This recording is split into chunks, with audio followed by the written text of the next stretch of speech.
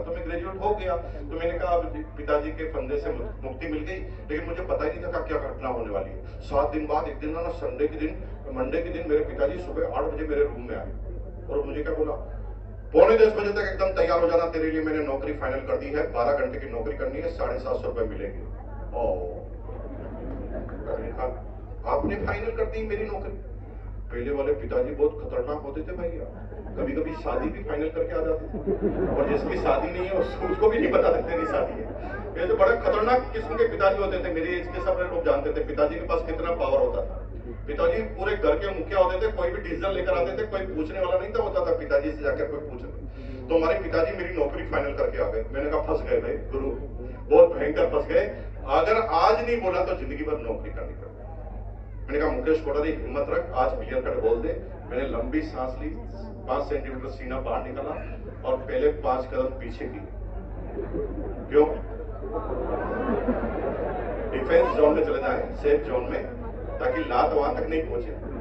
हमने वहां तक पीछे जाकर धीरे से पूछा, पिताजी नौकरी तो मेरे को करनी नहीं है, क्योंकि नौकरी वाला जितना कमाता है उससे ज्यादा मैं पहले ही कमाता हूँ। पिताजी को गुस्सा हो गया, चुप, तेरा बाप हूं मैं, तू क्या सोचता है कि मुझे कुछ पता नहीं है? घर से बाहर निकलने के बाद तेरी एक एक एक्टिविटीज का मुझे पता है।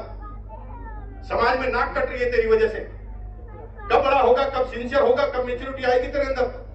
अरे बड़ा हो गया, कल तेरी शादी करनी पड़ेगी, रिश्ते आएंगे समाज से। लड़की का बाप अगर पहला प्रश्न करेगा तेरा बेटा क्या करता है, तो मैं क्या बोलूंगा, गैस का सिलेंडर ब्रेक करता है। पिताजी की तो समस्या ही कुछ और थी।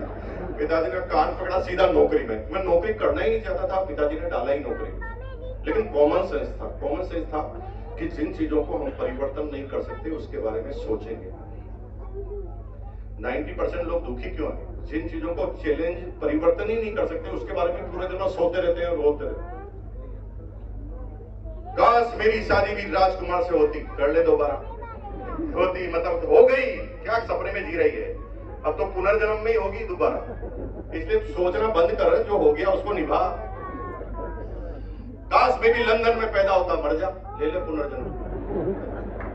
तू ले नहीं सकता, हो गया पुनर्जन्म, तेरा ध्यान नहीं कर सकता भाई। जो परिवर्तन नहीं कर सकता, ये मर गया उसके लिए रो रहे, वो जी गया, अरे यार जो तुम्हारे हाथ में नहीं है उसके बारे में तुम परेशान होकर क्यों टाइम खराब कर रहे हो? इमोशन है थोड़ी देर के लिए, ठीक है, इंसान है तो इमोशन होते हैं हमारे अंदर, लेकिन थोड़ी देर बाद तो आप सीधी रूपरेखा में आएंगे ना वापस।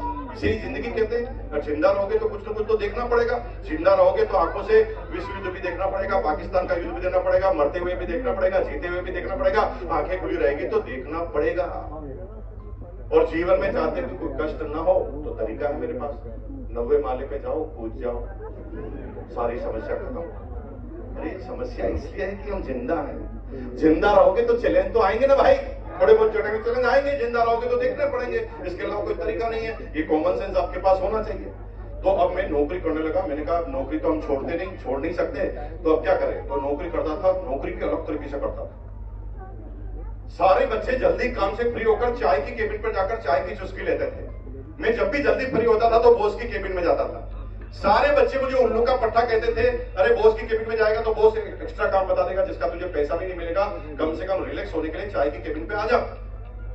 कॉमन सेंस था। मैं उस जमाने में भी अपने दोस्तों से कहता था, जो बनना है वहां जाना होगा।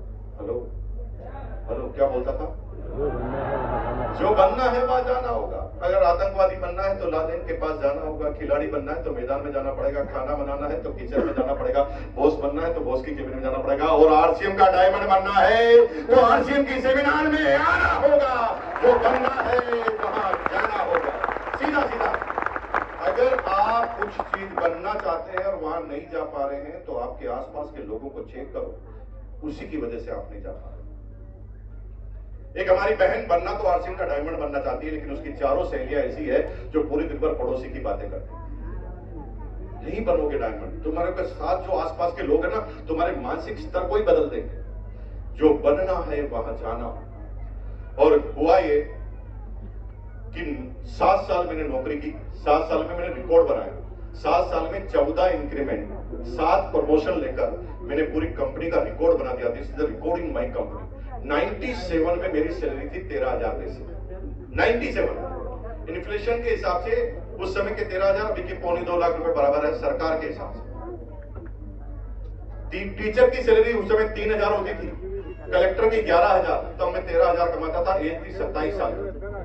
27 साल में जब ज्यादा सफलता मिली तो मेरे अंदर एक बीमारी आ गई। बीमारी का नाम था ईगो, घमंड आ गया। मुझे लगता था कि दुनिया का सबसे समझदार आदमी मैं हूं।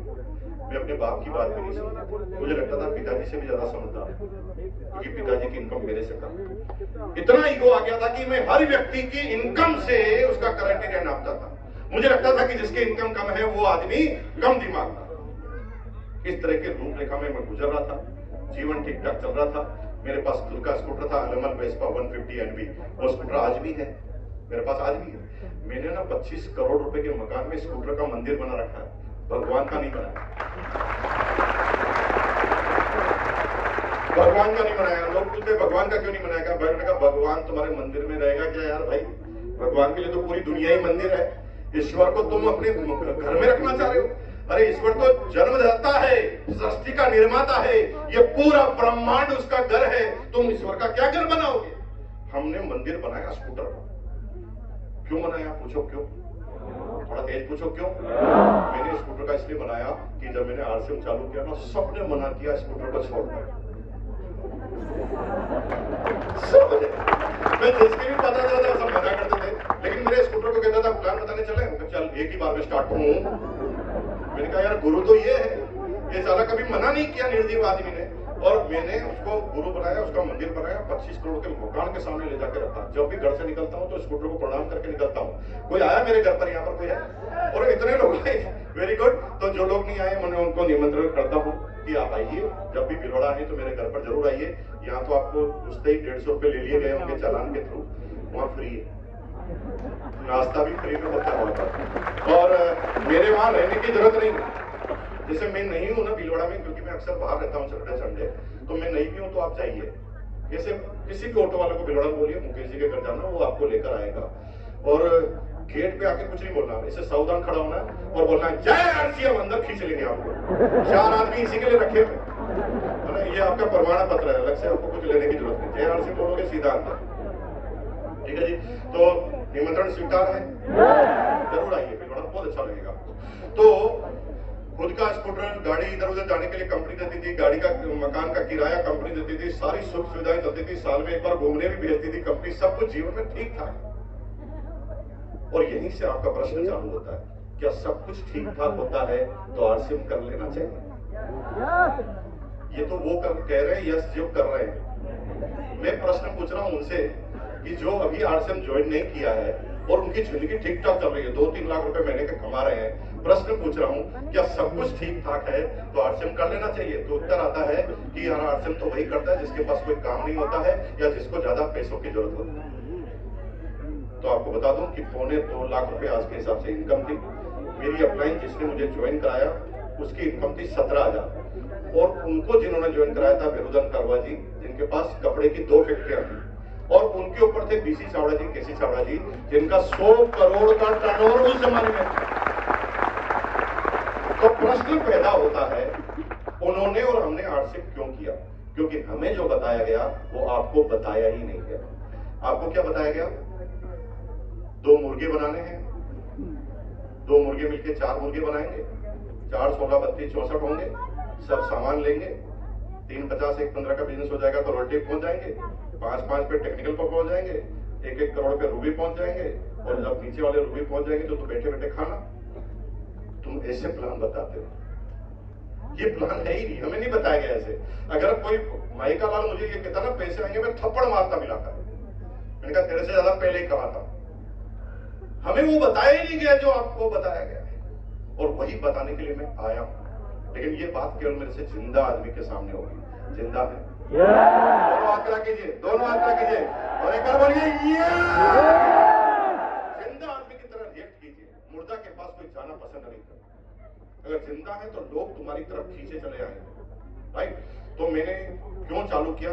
The now seminar is start. कुछ लोग मुस्कुरा रहे, इतनी देर कर क्या रहा था? स्टोरी सुना रहा था। भाई साहब ये हुआ था कि मैं पटना गया था, मीनू भाभी जी, मैं पटना गया था, तो पटना में मैंने सेमिनार 15 मिनट में खत्म कर दिया। बहुत सारी समझ में आ गई, लेकिन उन लोगों ने लास्ट में एक ही शिकायत की, पैसा पूरा वसूल नहीं हुआ। मैं तुम्हारा वसूल करवा रहा था ताकि तुम्हें लगे कि मैं भी मेहनत करके गया।